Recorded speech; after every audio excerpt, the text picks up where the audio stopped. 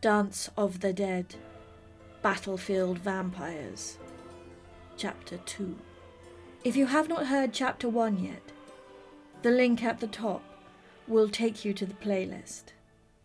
Damn, Jag, he's alive, Mart said from beside her. Shouldn't you have been able to tell that? She glared at her subordinate and pursed her lips. Trust me, Corporal, you don't want me anything but human at the moment, she said. Whatever you say, boss, Mart said, and grinned. There was a reason Mart was known in other circles as the Mad Martian.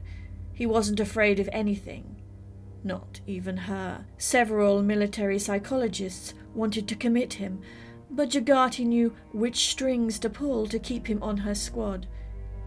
He was the newest member of her team, but she respected his skills.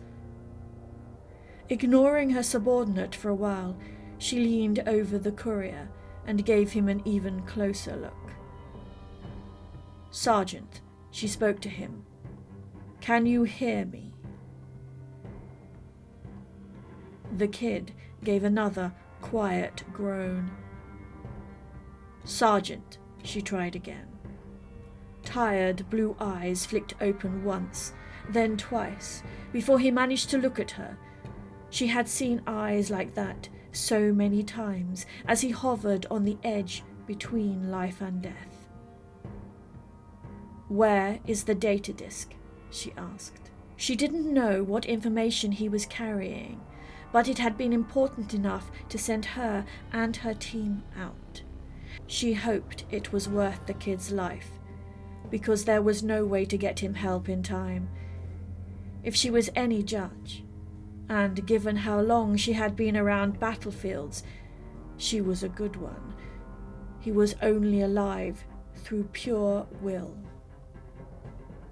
He lifted his bloodied hand, extended his shaking arm, and opened his fingers. There was the security tube with its seal still intact. The disc was safe inside.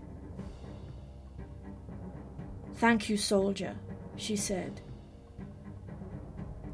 Your sacrifice will not be in vain. She took the tube, but his arm did not collapse back down. He grabbed her wrist. No, why? He whispered, urgency in every word. Why this? Jagati could feel how important what he was trying to convey was to him. Something sparked in her even as his strength failed him and he collapsed. Message unfinished. It was as his head fell to the side that she saw the other small insignia on his collar. Jagati swore. Telepath, Mart observed from beside her. Wonder what he was trying to say. Jagati swore some more. She had picked up an interesting vocabulary over the years, and it was colourful. Something had been so important, it had kept a dying soldier alive until her squad had arrived, and now she knew it wasn't just the tube in her hand. That his mission had been so important that they had sent a telepath in the first place made it all the more complex. He dead? Mart asked. Almost, Jagati said and made a decision. Wait outside, she told her corporal. Pulling off her gloves, she put her weapon aside and looked over the courier again. Other than the spike, he appeared uninjured, so there was that at least. She would have to dance immediately after this, but every fibre of her being said it was necessary. Heedless of what further damage it might do, she took hold of the spike and ripped it from the kid's leg. He was mercifully beyond pain, and she had to move quickly. As her supernatural side rose to the surface, his thready heartbeat filled her ears. Her baser nature urged her to take what was left of his life and bring swift death.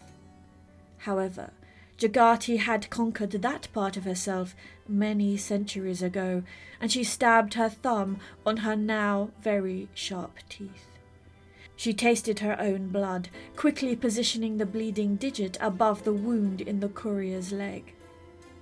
With a light pressure on the wound using her index finger, she increased the flow.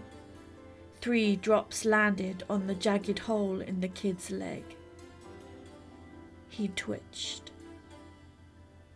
Thank you for joining me for this tale of war and vampires. Please like and subscribe. It means a lot to me and the channel.